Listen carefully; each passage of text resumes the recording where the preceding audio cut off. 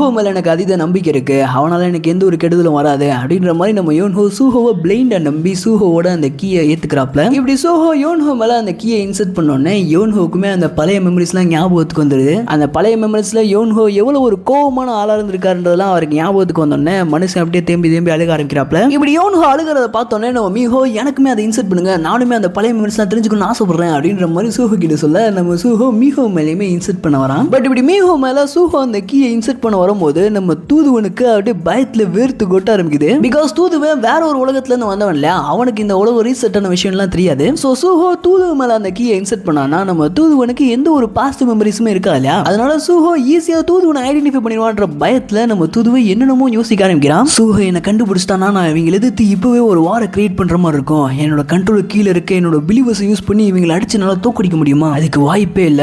இப்ப நடந்த jail break மாதிரி என்னோட பிலீவர்ஸ் ஈஸியா அவங்க அடிச்சு நாக் அவுட் பண்ணிடுவாங்க, நான் என்ன பண்ண அப்படின்ற மாதிரி நம்ம தூதுவன் பயத்துல பயங்கரமா யோசிச்சுக்கிட்டு இருக்கும் போதே சூஹோ மீஹோ மேல அந்த கீயை இன்சர்ட் பண்றான். பட் நம்ம மீஹோக்கு எந்த ஒரு ஞாபகமே வரல. இதை பார்த்து நம்ம சூஹோக்கு ஒண்ணுமே புரியல, என்ன நடக்குதுங்க, இந்நேரத்துக்கு இவளுக்கு பழைய மெமரிஸ்லாம் ஞாபகத்துக்கு வந்துருக்கணுமே அப்படின்ற மாதிரி நம்ம சூஹோ யோசிச்சுக்கிட்டு இருக்கும் போது பெரு அந்த இடத்துக்கு வந்து எல்லா விஷயத்தையும் எக்ஸ்பிளைன் பண்ண ஆரம்பிக்குது. அதாவது இந்த உலகம் ரீசெட் ஆகிறதுக்கு முன்னாடி இருந்த உலகத்துல இப்போ வாழ்ந்துகிட்டு இருக்க நிறைய பேர் பிறந்திருக்கவே மாட்டாங்க. பிகாஸ் அந்த உலகத்தோட சிச்சுவேஷன்றது அப்படி இந்த உலகத்தோட தலைகீழா இருக்கும். ஏகப்பட்ட மாஸ் டிஸ்ட்ரக்ஷன், டஞ்சன் பிரேக், மனிதர்களோட சாவு, ஹண்டர்ஸோட சாவுன்னு அந்த உலகத்துல ஒரு பீஸே இருக்காது. பட் இந்த உலகத்துல பீஸ்ன்றது ஓரளவுக்கு நிலைநாட்டப்பட்டிருக்குன்றனால மனிதர்கள் பீஸ்ஃபுல்லா அவங்களோட லைஃப் வாழ ஆரம்பிச்சாங்க. ஏகப்பட்ட குழந்தைகள் பிறக்க ஆரம்பிச்சிச்சு. ஈவன் நம்ம சூஹோ இருக்கான் இல்லையா, அவனுமே பாத்தீங்கன்னா இந்த உலகம் ரீசெட் ஆனக்கு அப்புறம் தான் பிறந்திருப்பான். சோ இந்த மாதிரி போன உலகத்துல எக்ஸிஸ்ட் ஆகாதவங்களுக்கு எந்த ஒரு மெமரிஸுமே இருக்காது இல்லையா, அந்த மாதிரி தான் நம்ம மீஹோக்கு எந்த ஒரு மெமரிஸுமே இல்ல. அதே சாக்க வச்சு தான் நம்ம தூதுவனுமே எனக்கும் எந்த மெமரிஸ் இல்ல அப்படின்ற மாதிரி சொல்லி அந்த இடத்துல இருந்து தப்பிச்சிடறான். அப்ப நம்ம ஊஜின்சல் சூஹோ கிட்ட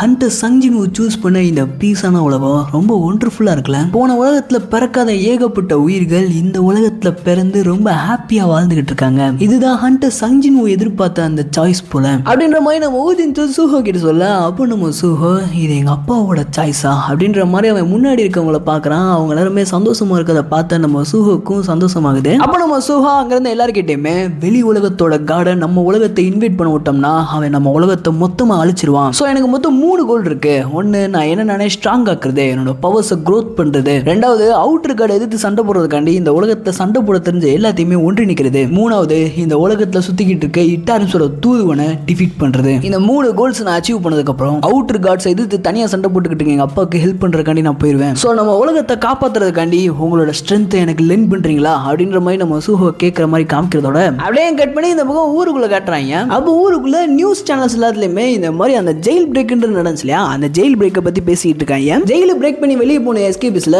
99% ஆஃப் எஸ்கேபிஸை ஐடென்டிஃபை பண்ணி கேப்சர் பண்ணியாச்சு. லெஸ் தென் 1% ஆஃப் எஸ்கேபிஸை மட்டும் தான் இன்னும் ஐடென்டிஃபை பண்ணல. இந்த சிச்சுவேஷன் இவ்வளவு சீக்கிரமா கட்டுக்குள்ள வந்ததுக்குரிய காரணம் ஹண்டர் அசோசியேஷன் தான். ஹண்டர் அசோசியேஷன் சீக்கிரமா முடிவெடுத்து செஞ்ச செயல்கள்னால தான் இந்த சிச்சுவேஷன் இவ்வளவு சீக்கிரமா கட்டுக்குள்ள வரப்பட்டிருக்கு. அண்ட் இந்த ஜெயில் பிரேக் நடந்தப்போ அங்க இருந்த மக்களை டெஸ்டிஃபை பண்ணதுல எல்லாருமே அந்த இடத்துல ஒரு பிளாக் கலர் கிரியேச்சரை பார்த்து தான் சொல்றாங்க. அந்த பிளாக் கலர் கிரியேச்சர் தான் மக்களை காப்பாற்றுறதுலயும் அந்த எஸ்கேபிஸ் தடுக்கிறதுலயும் பெரிய பங்கு வகிச்சிருக்கு. அந்த பிளாக் கலர் கிரியேச்சரோட சொந்தக்காரர் ஒரு ஈராங் ஹண்டர் சங் சூஹுன்ற மாதிரி சொல்றாங்க. அந்த ஈராங் ஹண்டர் மக்களை காப்பாற்ற முயற்சி பண்றப்போ அந்த மக்களை காப்பாற்றுறதுக்காண்டி அவரோட பவர்ஸ்ன்றது ரீஅவேக்கன் ஆயிருக்கு. சோ அந்த ரீஅவேக்கன் ஆன அவரோட பவர்ஸ் எந்த அளவுக்கு இன்க்ரீஸ் ஆயிருக்குன்றதை டெஸ்ட் பண்றதுக்காண்டி ஹண்டர் அசோசியேஷன் அவரை டெஸ்ட் பண்ணிட்டு இருக்காங்க அப்படின்ற மாதிரி நியூஸ் எல்லாத்துலயுமே இந்த சூஹோவை பத்தின விஷயத்தை சொல்லிட்டு இருக்காங்க. இப்படி ஒரு பக்கம் நியூஸ்ல சூஹோவோட ரீஅவேக்கனிங் பத்தி பேசிக்கிட்டு இருக்க, இன்னொரு பக்கம் ஹண்டர் அசோசியேஷன்ல ஒரு கான்ஃபரன்ஸ் ரூம்ல நம்ம சூஹோ, ஊஜின்சல், சோய், டெகியோ, யோன்ஹோன்னு இவங்க எல்லாருமே ஒண்ணா சேர்ந்து ஒரு டிஸ்கஷன் பண்ணிட்டு இருக்காங்க. அப்போ நம்ம சூஹோ அங்க இருந்து இவங்கிட்ட இது என்ன ரீஅவேக்கனிங்னு மென்ஷன் பண்ணிருக்கீங்க, நான் என்னோட பவர்ஸை மறைக்க விரும்பல, மக்களுக்கு என்னோட பவர்ஸ் என்னன்றதை அப்படியே சொல்லிருக்க வேண்டியதானே அப்படின்ற மாதிரி அங்க இருந்து இவங்கிட்ட சொல்ல. அப்போ நம்ம ஊஜின்சல் சூஹோ கிட்ட இந்த பாரா சூஹோ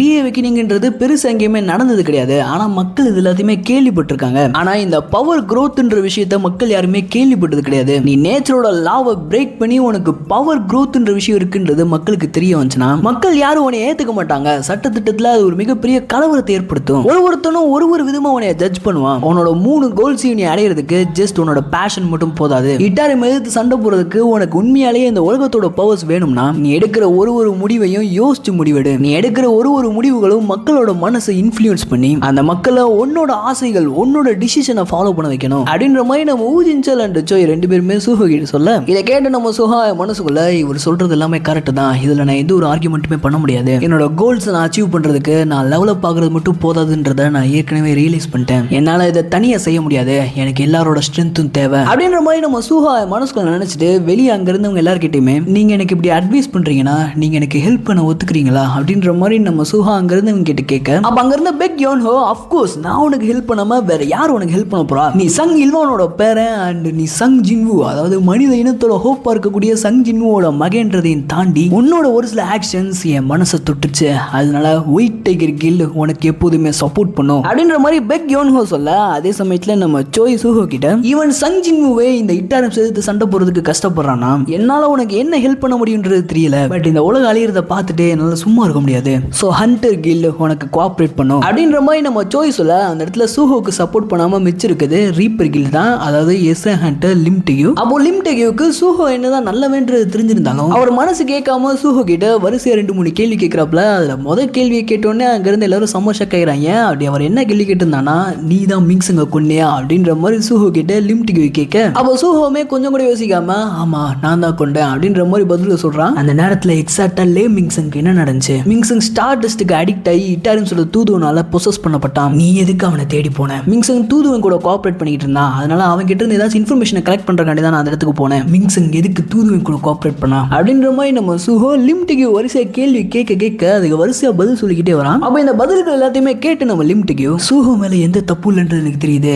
இருந்தாலும் நான் அவன் எதுக்கு இந்த கேள்வி எல்லாம் கேட்டுக்கிட்டு இருக்கேன் அப்படின்ற மாதிரி நம்ம லிம்டெக்யூ அவன் மனசுல யோசிச்சுக்கிட்டு இருக்கும் போதே அப்ப சூஹோ டெக்யூ கிட்ட மிங்ஸங்கோட ஃபைனல் மூமெண்ட்ஸ் எப்படி இருந்துச்சுன்றதை நீங்க தெரிஞ்சுக்கணும்னு ஆசைப்படுறீங்களா அப்படின்ற மாதிரி நம்ம சூஹோ டெக்யூ கிட்ட கேட்டுட்டு மிங்ஸங்கோட ஃபைனல் மூமெண்ட்ஸை எக்ஸ்பிளைன் பண்ண ஆரம்பிக்கிறான். எல்லாம் முடிஞ்சதுக்கு அப்புறம் மிங்ஸங் சாக போறப்போ அவர் சிரிச்சாரு அப்படின்ற மாதிரி நம்ம சூஹோ சொல்ல, நம்ம டெக்யூக்கு பயங்கரமா ஷாக் ஆகுது, என்னடா சொல்ற அவன் சிரிச்சானா அப்படின்ற மாதிரி நம்ம டெக்யூ கேட்க, அப்ப சூஹோ அவர் அந்த கடைசி நேரத்துல எதுக்கு அந்த எக்ஸ்பிரஷனை கொடுத்தாருன்றது எனக்கு சரியா தெரியல, ஆனா அவரோட அந்த சிரிப்புல என்னால அந்த கஷ்டத்தை உணர முடிஞ்சு, அந்த இடத்துல என்னால ஒரு விஷயத்தை மட்டும் நல்லா புரிஞ்சுக்க முடிஞ்சு, அந்த மனுஷன் கடைசி வரைக்கும் அவரோட ஹியூமனிட்டியை எந்த இடத்துலயும் விட்டு கொடுக்கல, அவர் கடைசி வரைக்கும் அவராவே தான் இருந்தாரு, இது எனக்கு சொல்றதுக்கு கொஞ்சம் விருப்பா தான் இருக்கு, இருந்தாலும் அந்த மனுஷன் என் மனசுக்குள்ள ஒரு டீப்பான இம்ப்ரெஷன் ஏற்படுத்திட்டாரு அப்படின்ற மாதிரி நம்ம சூஹோ மிங்ஸங்க பத்தி பேச பேச டெக்யூக்கு அப்படியே வருத்தத்துல அழுக முட்டிக்கிட்டு வருது, இருந்தாலும் மனுஷன் அதை கண்ட்ரோல் பண்ணிக்கிட்டு அந்த மிங்ஸங் கடைசி வரைக்கும் மாறவே இல்லை, கடைசி வரைக்கும் ஒரு செல்ஃபிஷ் ஈகோயிஸ்டா தான் இருந்திருக்கான். சூஹோ இந்த கிரிம் ரீப்பர் கில்டும் உனக்கு கோஆப்ரேட் பண்ணும் அப்படின்ற மாதிரி நம்ம டெகியுமே சூஹோக்கு அவனோட சப்போர்ட்டை கொடுக்குறேன்ற மாதிரி சொன்னதுக்கப்புறம் நம்ம ஊஜின்சல் அவரோட மனசுக்குள்ள சூஹோ இந்த நேஷனில் இருக்கக்கூடிய 3 மிகப்பெரிய கில்டோட கோஆப்ரேஷனை கெயின் பண்ணியிருக்கான், இது எல்லாமே சூஹோவோட அந்த சின்சியாரிட்டினால தான் நடந்திருக்கு. சூஹோ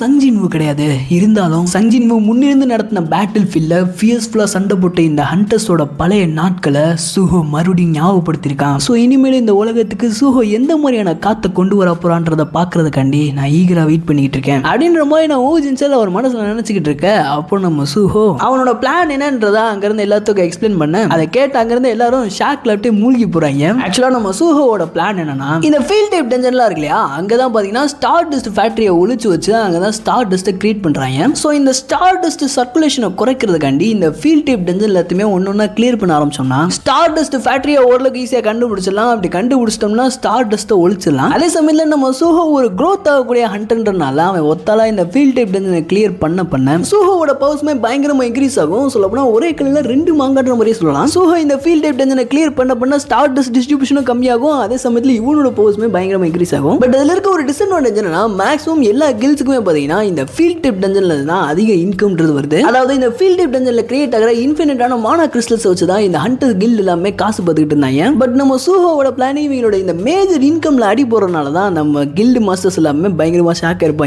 பட் இந்த ஸ்டார் டஸ்ட் டிஸ்ட்ரிபியூஷனை ஸ்டாப் பண்றதுக்கு வேற வழி இல்லைன்றனால இந்த மேஜர் கில்ட் எல்லாமே அதை அக்செப்ட் பண்ணிருப்பாங்க. அதே சமயத்தில் நம்ம உலகத்தை அழிக்கிறதுக்காண்டி அவுட்டர் வேர்ல்ட்ல இருந்து பீயிங்ஸ் நம்ம உலகத்தை அட்டாக் பண்றதுக்காண்டி வராங்கன்றத நம்ம சூஹோ பாஸ்ட் மெமரிஸ் இருக்கவங்க கிட்ட சொன்னா அவங்க ஈஸியா அதை அக்செப்ட் பண்ணிப்பாங்க. பிகாஸ் பாஸ்ட்ல ஏகப்பட்ட சம்பவங்கள் நடந்திருக்கும். ஸோ அது நடக்கிறதுக்கு அதிக சான்ஸ் இருக்குன்றத அவங்க ஈஸியா புரிஞ்சுப்பாங்க. பட் பாஸ்ட் மெமரிஸே இல்லாத பெக்மிஹோ மாதிரியான ஹண்டர்ஸ் எல்லாமே இந்த விஷயத்துக்கு பெருசா ஒத்து போக மாட்டாங்க. ஸோ அவங்கள கன்வின்ஸ் பண்றதுக்கு நம்ம சூஹோக்கு ஒரே ஒரு வழிதான் இருக்கு. நம்ம சூஹோ அமெரிக்காவை சேர்ந்த தாமஸ் ஆண்ட்ரே, சைனாவை சேர்ந்த லியூ சிங் அண்ட் இந்தியாவை சேர்ந்த சித்தார்த் பச்சன் மாதிரி ஒரு நேஷனல் லெவல் ஹண்டராவோ இல்ல இவங்க எல்லாத்தையுமே சர்ப்ரஸ் பண்ணி ஒரு ஸ்ட்ராங்கஸ்டான பீயிங்கா மாறினானா பெக்மிஹோ மாதிரியான ஆளுங்களை ஈஸியா கன்வின்ஸ் பண்ணிடலாம். பிகாஸ் இவங்க எல்லாருமே இந்த நேஷனல் லெவல் ஹண்டர்ஸா அதிகமா மதிக்கிறாங்க. அதனால சூஹோ ஒரு நேஷனல் லெவல் ஹண்டரா மாறினானா மீஹோ மாதிரியான ஆளுங்களை ஈஸியா கன்வின்ஸ் பண்ணி நம்ம பக்கம் கொண்டு வந்துடலாம். ஸோ அப்போ நம்ம சூஹோ என்ன முடிவு எடுத்துருப்பானா, இந்த மாசத்தோட கடைசிக்குள்ள எல்லா ஹண்டர்ஸையுமே நான் கன்வின்ஸ் பண்ற அளவுக்கு பயங்கர ஸ்ட்ராங்கா மாறி கட்டுறேன் அப்படின்ற மாதிரி நம்ம சூஹோ ஒரு முடிவு எடுத்திருப்பான்.